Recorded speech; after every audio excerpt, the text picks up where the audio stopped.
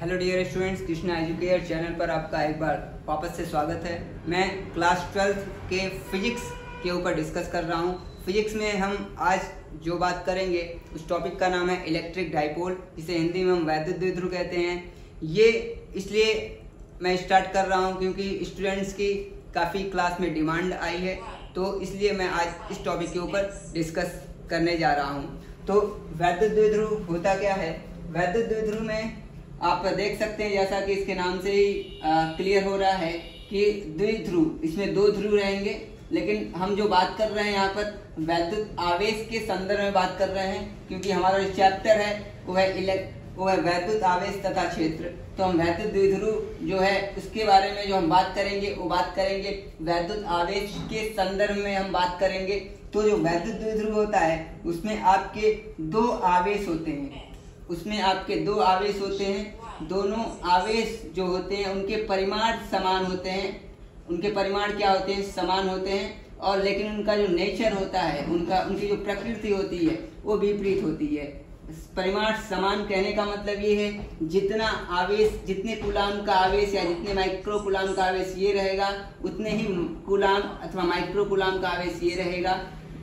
और दोनों का जो नेचर होगा, एक पॉजिटिव होगा और एक क्या होगा? नेगेटिव होगा। इन दोनों आवेशों के बीच की जो दूरी होती है वो बहुत ही अल्प होती है।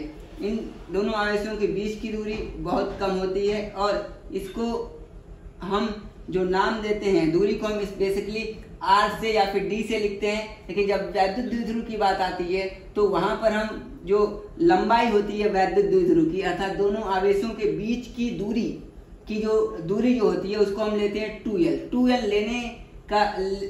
2L लेने के पीछे रीजन ये है कि इससे काफी सारे सूत्रों का निगमन जो होता है वो काफी इजी हो जाता है। इसलिए हम दोनों आवेशों के बीच की दूरी अर्थात वैद्युत द्विध्रुव की जो लंबाई होती है उसे हम 2L से लेते हैं। और इसका जो मध्य बिंदु होता है वैद्युत द्विध्रुव का, मान लीजिए ये आपका मध्य बिंदु है, यहाँ पर आप देख सकते हैं ये मध्य बिंदु मैं यहाँ पे शो कर रहा हूँ। सारी दूरियां जो हम वैद्युत द्विध्रुव से नापेंगे किसी भी बिंदु की, तो सारी दूरियां वैद्युत द्विध्रुव के मध्य बिंदु से नापी जाती हैं। और आप यहाँ पे देख सकते हैं कि जैसा कि ये दो आवेश हैं, एक प्लस आवेश है और एक आपका माइनस आवेश है। प्लस क्यू आवेश है और माइनस क्यू आवेश है। दोनों का जो परिमाण है वो क्या है? समान है। और दोनों की प्रकृति जो है वो अलग अलग है। तो इसका जो डेफिनेशन आपका बनेगा, तो डेफिनेशन आप यहाँ से आप बना सकते हैं। वैद्युत द्विध्रुव एक प्रकार का सिस्टम है, एक प्रकार का निकाय है, जिसमें दो समान परिमाण के आवेश किंतु विपरीत प्रकृति के आवेश एक दूसरे से बहुत अल्प दूरी पर रहते हैं। तो परिभाषा अगर जो आप लिखना चाहें तो परिभाषा यहाँ आप लिख सकते हैं वैद्युत द्विध्रुव की। वैद्युत द्विध्रुव की परिभाषा मैं यहाँ पे लिखने जा रहा हूँ। तो जो परिभाषा आपकी है, तो वैद्युत द्विध्रुव एक ऐसा निकाय है, वैद्युत द्विध्रुव एक ऐसा निकाय है, अथवा हम ऐसे कह सकते हैं दो समान परिमाण किंतु विपरीत प्रकृति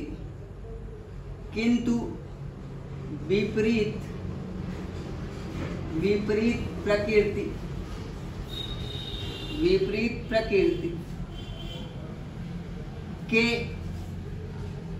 आवेशों से बना ऐसा निकाय जिनके बीच की दूरी बहुत कम होती है, जिनके बीच की दूरी बहुत कम होती है, उसे वैद्युत द्विध्रुव कहते हैं। उसे वैद्युत द्विध्रुव के नाम से जानते हैं, अथवा उसे वैद्युत द्विध्रुव कहते हैं। वैद्युत द्विध्रुव उसे हम कहते हैं।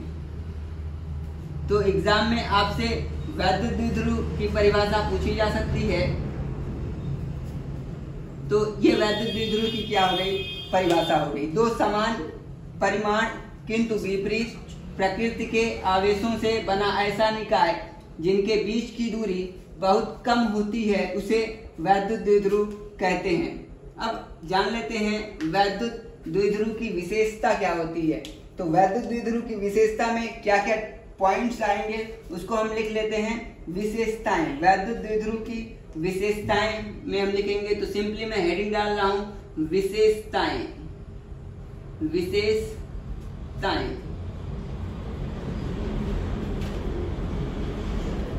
वैद्युत पॉइंट नंबर 1, इसमें हम देख सकते हैं कि जैसा कि यहाँ पे दिख रहा है हमें कि वैद्युत द्विध्रुव में दो आवेश होते हैं और दोनों आवेशों का जो परिमाण है वो समान होता है। तो वैद्युत द्विध्रुव में दो आवेश होते हैं। वैद्युत द्विध्रुव में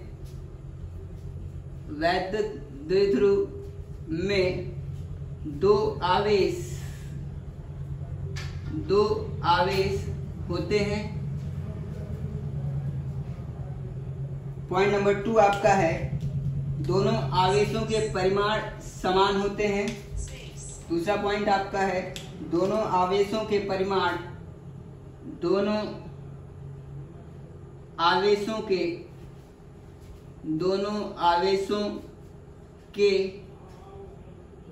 परिमाण समान होते हैं। तीसरा जो पॉइंट है इनकी प्रकृति विपरीत होती है। इनकी प्रकृति विपरीत होती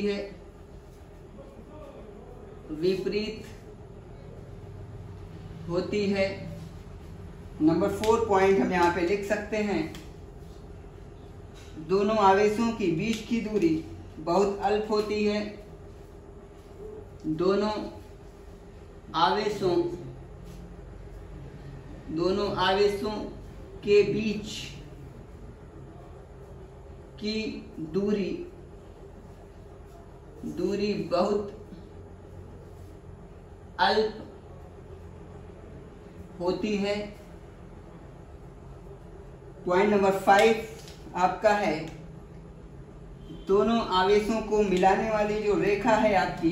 5th पॉइंट जो आपका है दोनों आवेशों को मिलाने वाली रेखा, दोनों आवेशों को मिलाने वाली रेखा वैद्युत द्विध्रुव का अक्ष कहलाती है। वैद्युत द्विध्रुव का अक्ष कहलाती है। हाँ, 6th पॉइंट जो आपका है वो है 6 पॉइंट जो आपका होगा, आप देख सकते हैं यहाँ से दोनों, अगर नेट आवेश की बात हम वैद्युत द्विध्रुव की करें, अगर नेट आवेश कुल आवेश की बात अगर हम वैद्युत द्विध्रुव में करें तो यहाँ पर प्लस क्यू आवेश है, यहाँ पे माइनस क्यू आवेश है। जब इनको ऐड करेंगे तो नेट आवेश आपका 0 हो जाएगा। तो इस तरह से हम यहाँ पे लिख सकते हैं कि नेट आवेश वैद्युत द्विध्रुव पर नेट आवेश, वैद्युत द्विध्रुव पर नेट आवेश का मान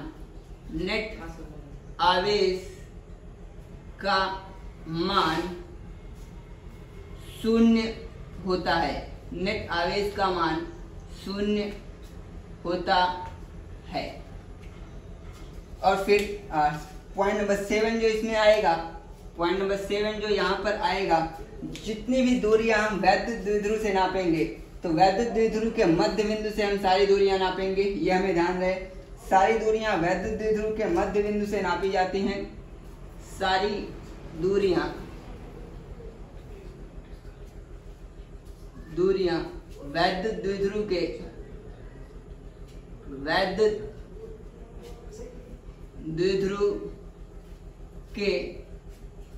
मध्य बिंदु से मापी जाती हैं या फिर नापी जाती हैं। तो इस तरह से ये टोटल आपके 7 पॉइंट्स और वैद्युत द्विध्रुव की परिभाषा और वैद्युत द्विध्रुव से संबंधित ये 7 बातें आपको क्या होनी चाहिए, याद होनी चाहिए। तो आज के इस वीडियो में मैं बच्चों के डिमांड के ऊपर मैंने आपसे वैद्युत द्विध्रुव के बारे में डिस्कस किया। Thank you so much.